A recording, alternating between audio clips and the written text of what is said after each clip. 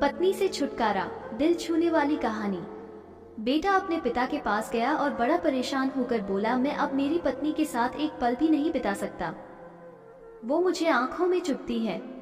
कभी कभी मुझे लगता है कि मैं उसकी जान ही ले लूं, लेकिन मैं जानता हूं ऐसा करके मैं और ज्यादा मुसीबत मोल ले लूंगा।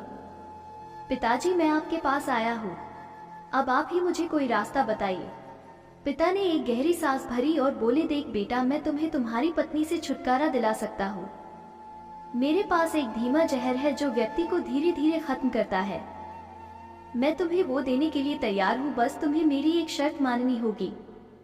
दरअसल ये शर्त भी तुम्हारे भले के लिए ही है।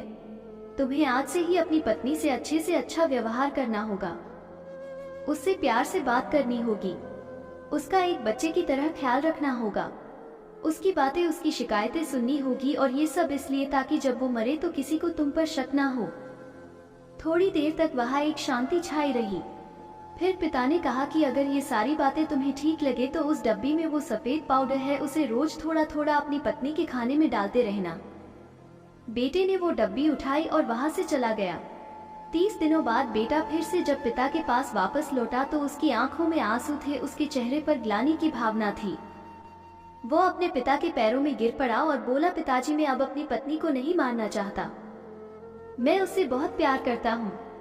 आप उस जहर का असर खत्म हो जाए ऐसा कुछ कीजिए।